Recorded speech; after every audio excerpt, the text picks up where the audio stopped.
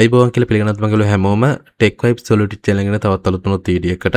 ඉතින් අද ඔයගොල්ලෝ ළඟින් තියෙන ගොඩක් දෙනෙක්ට වැදගත් වෙන ප්‍රශ්නයකට උත්තරයක්. ඒ තමයි ඔයාලා ෆෝන් එක පාවිච්චි කරද්දී ඔයාලගේ ෆෝන් එක ස්ටක් වෙනවා නම් හිතන්න හිර වෙනවා නම් අපි කොහොමද ඒ හිර වෙන එක අඩු කරගන්නේ කියලා තමයි අද මම ඔයගොල්ලන්ට කියලා දෙන්න ලෑස්තිලා ඉන්නේ. ඉතින් ඇත්තටම ගොඩක් ලේසි ස්ටෙප් ටික තමයි අපිට ෆලෝ කරන්න තියෙන්නේ. ඉතින් මේ ස්ටෙප් ටික ෆලෝ කරාට පස්සේ අපිට අපේ ෆෝන් එක ස්ටක් වෙන එක යම්කිසි මට්ටමකට අඩු කර ගැනීමේ හැකියාවක් තියෙනවා. ඉතින් ඒක නිසා අනිවාර්යයෙන්ම වීඩියෝ ස්කිප් නොකර බලන්න කියලා පුංචි මතක් කිරීමක් කරනවා.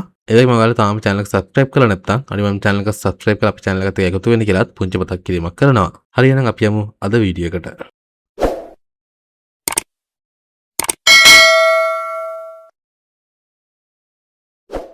ඉතින් ඔයාලට පුංචි ස්ටෙප් ටිකක් තමයි කරන්න තියෙන්නේ. හරි එහෙනම් අපි බලමු අද ඔයාලා මේ ස්ටෙප් ටික කරාට පස්සේ ඔයාලගේ ෆෝන් එක කොහොමද ස්ටක් වෙන එක අඩු කරගන්නේ කියලා. හරි ඉස්සෙල්ලාම මතක් කරනවා ඔයගොල්ලෝට මම කලින් වීඩියෝ කරගෙන ආවා අපේ ෆෝන් එකේ ස්ටෝරේජ් වැඩි නම් අපි කොහොමද ස්පේස් එක අපි හදාගන්නේ කියලා. ඒ කියන්නේ ෆෝන් එකේ තියෙන කිසිම දෙයක් ඩිලීට් නොකර අපි කොහොමද අපේ ෆෝන් එකේ ස්පේස් එක හදාගන්නේ කියලා මම වීඩියෝ කරගෙන ආවා. ඉතින් ඒකත් ඇත්තටම මෙන්න මේ වීඩියෝට ගොඩක් වැදගත් වෙන වීඩියෝ එකක්. ඉතින් ඒක නිසා ඒකත් බලන්න නැත්නම් අනිවාර්යයෙන් මේකත් බලලා මේකට එන්න කියලා තමයි මම නම් රෙකමන්ඩ් කරන්නේ.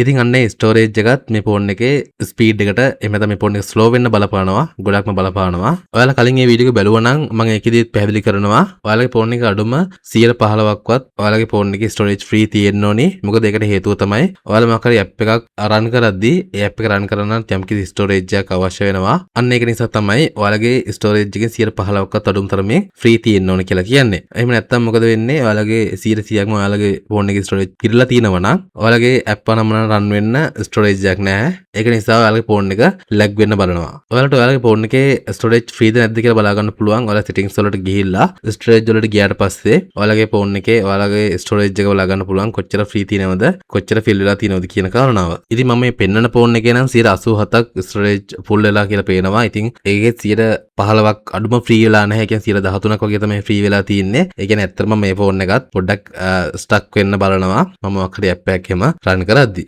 හරි ඉතින් ඔකත් එක කාරණාවක් විදිහට ඔයාලා ඔළුවේ තියාගන්න. ඒ කියන්නේ ෆෝන් එකේ ස්ටෝරේජ් ගොඩක් ෆුල් වෙලා තියෙනවා නම් ඒක ඔයාලට පුළුවන් ඒක පෙන් එකකට බෑකප් කරගන්න. එහෙම නැත්නම් මම කලින් වීඩියෝ එකේදී කිව්වා වගේ ඔයාලගේ ඩුප්ලිකේට් අයිටම්ස් තියෙන්න පුළුවන්. ඩුප්ලිකේට් අයිටම්ස් ඩිලීට් කරලා දාන්න පුළුවන්. ඒ වගේ දේවල් කරලා ඔයාලට පුළුවන් ඔයාලගේ ෆෝන් එකේ ස්පේස් හදාගන්න. එහෙමත් ඔයාලගේ 15%කට අඩු ස්පේස් හැදෙන්නේ නැත්නම් ඔයාලට පුළුවන් මම කලින් කිව්වා වගේ පෙන් එකකට දාලා බෑකප් කරලා තියාගන්න. එහෙම නැත්නම් ඔයාලට පුළුවන් Google Drive එක යූස් කරන්න. Google Drive එකටත් ඔයගොල්ලන්ට පුළුවන් යම්කිසි data ප්‍රමාණයක් බෑකප් කරලා තියාගන්න. හරි ඉතින් දැන් මම ඔයගොල්ලන්ට කිව්වේ එක කාරණාවක් විතරයි. ඊළඟ කාරණාව විදිහට මම ඔයගොල්ලන්ට කියන්නේ ඔයාලගේ ෆෝන් එකේ unnecessary app මොනවා හරි තියෙනවා නම් ඒ කියන්නේ ඔයාලා ගොඩක් කාලයකට කලින් install කරපු app එකක් දැන් ඒක පාවිච්චි කරගන්න නැත්නම් ඔයාලට පුළුවන් ඒ app uninstall කරලා දාන්න.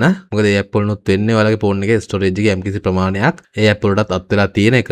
ඒ වගේම ඒ app නිසා ඔයාලගේ ෆෝන් එක ලැග් වෙන්න බලනවා. ඉතින් ඒක නිසා ඒ වගේ unnecessary app තියෙනවා නම් ඒවත් අයින් කරන එකෙන් ඔයාලගේ ෆෝන් එකේ ස්පේස් හදා ගන්නත් පුළුවන්. ඒකට ෆෝන් එක ස්ටක් වෙන්න තියෙන හැකියාවත් ගොඩක් අඩු වෙනවා. හරි ඊළඟට ගොඩක් දෙනෙක් කරන වැරද්දක් තමයි මෙන්න මේ විදිහට apps ගොඩක් open කරාට පස්සේ ඒ apps clear කරන්නේ නැති එක. ඉතින් ඒකෙන් එන්නේ ඔයාලගේ RAM එකේ යම්කිසි ප්‍රමාණයක් වැය වෙනවා. ඔයා කලින් මෙන්න මේ apps පාවිච්චි කරලා තියෙනවා කියලා මතක තියාගන්න. ඉතින් ඒකෙන් වෙන්නේ ඔයාලා මොකක් හරි app එකක් use කරද්දී මේ app එකක් පාවිච්චි කරද්දී ඒ app එකට RAM එකේ සම්පූර්ණ performance එක RAM එකට දෙන්න වෙනවා. මොකද RAM එකකිනුත් යම්කිසි ප්‍රමාණයක් මෙන්න මේ ටික මතක තියාගන්නත් බය වෙලා තියෙන නිසා. ඉතින් RAM එක කියන්නේ volatile memory එකක් තමයි. ඒ කියන්නේ ෆෝන් එක off කරද්දී RAM එකේ තියෙන හැම දෙයක්ම clear වෙලා යනවා. ඒක වෙනම කතාවක්. හැබැයි ඔයාලා ෆෝන් එක දවසට එකපාරක්වත් restart වත් කරන්නේ නැති කෙනෙක් නම් ඔයාලට මේකින් වෙන්නේ ඔයාලගේ ෆෝන් එක ගොඩක් stuck වෙන්න බලන එක. ඉතින් ඒක නිසා මම නම් recommend කරනවා ඔයාලට මෙන්න මේක ඔයාලා දවසට අඩුම තරමේ එකපාරක් හරි මේක clear කරන්න. ඒ කියන්නේ app ටික clear කරලා දාන්න කියලා. ඉතින් සමහර ෆෝන් වල app ටික clear කරාට පස්සේ කොච්චර memory මෙතන ස්පේස් එක හැදෙනවද කියලා සමහර වෙලාවට පෙන්නනවා.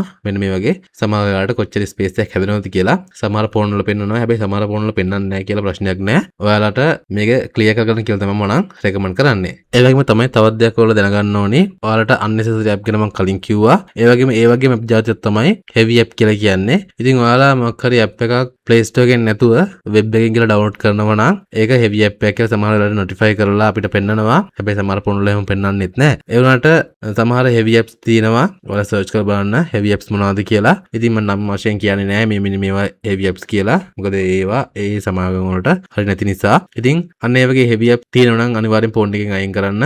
ඒකට හේතුව තමයි ඒ වගේ heavy apps තියෙද්දි ඔයාලගේ phone එකට virus malwares වගේ දේවල් එන්න තියෙන ඉඩකඩ ගොඩක් වැඩි. මොකද firewall වලත් සමහර වෙලාවට support කරන්න නැති වෙන්න පුළුවන්. ඒ වගේ heavy apps තමන්ගේ phone එකේ තියෙනවා නම්. ඒ වගේම තමයි ලොකුම කාරණාව ඒ වගේ heavy apps run කරද්දිත් ඔයාලගේ phone එක ගොඩක් stuck වෙන්න බලනවා. එතකොට ඔයාලා මොකක් හරි browser එකක් පාවිච්චි කරනවා කියලා හිතන්නකෝ. එතකොට browser එකක් පාවිච්චි කරද්දි අපි යන්න ඕන website එකට නෙමෙයි යන්නේ. ඒක හරහා වෙන website වලට යන්න බලනවා. ඉතින් ඒකෙන් වෙන්නේ ඔයාලගේ phone එක stuck වෙන ගමන් virus හරි මොන හරි දෙයක් ඔයාලගේ phone එකට එන්න පුළුවන් ඉඩකඩ ගොඩක් වැඩි. හරි ඊළඟට වැදගත්ම කාරණාව තමයි ඔයාලා අඩුම තරමේ දවසට එකපාරක් හරි ඔයාලගේ phone එක restart කරන්න මතක තියාගන්න. මොකද එතකොට ඔයාලගේ phone එක refresh වෙන නිසා ඔයාලට දවසේ වැඩ ටික කරගන්න තමන්ගේ phone එකෙන් දවසේ වැඩ ටික කරගන්න ගොඩක් පහසු වෙන්න පුළුවන්. මොකද සමහර කට්ටිය phone එක පාවිච්චි කරනවා, charge කරනවා, පාවිච්චි කරන එහෙම තමයි අවුරුද්දක් විතර phone එක off වෙලාවත් නැහැ. දිගට හරහට phone එකෙන් වැඩම තමයි. ඉතින් එහෙම වුණාම ටික කාලයක් යද්දි phone එක automatically slow වෙන්න බලනවා. ඒක RAM එක ගොඩක් perform කරන්නෙත් නැහැ. සමහරවිට storage උත් තියෙනවා. ඒ වුණාට ඒත් phone එක stuck වෙනවා. ඉතින් ඒක නිසා ඔයාලගේ phone එක හැම දවසකටම එක සැරයක් හරි refresh කරන්න වග බලා ගන්න. ඉතින් මෙන්න මේ දේවල් ටික කරොත් ඔයාලගේ phone එක පොඩ්ඩක් හරි stuck වෙන එක අඩු කර ගන්න පුළුවන්. ඉතින් මම හිතනවා අද වීඩියෝ එකේදී ඔයාලා මොනවාම හරි දෙයක් ඉගෙන ගන්න ඇති කියලා. වීඩියෝ එක වලට වැදගත් වුණා නම් අනිවාර්යයෙන්ම like එකක් දාන්න. ඒ වගේම වීඩියෝ එක මොනවා අඩුපාඩු තියෙනවා නම් අනිවාර්යෙන් පල්ලෙහා comment section එකේ comment එකක් දාන්න කියලා පුංචි මතක් කිරීමක් කරනවා. එහෙනම් තව තුරුත් මේ වගේ වීඩියෝ එකක් හමුවෙමු. හැමෝටම සුබ දවසක්.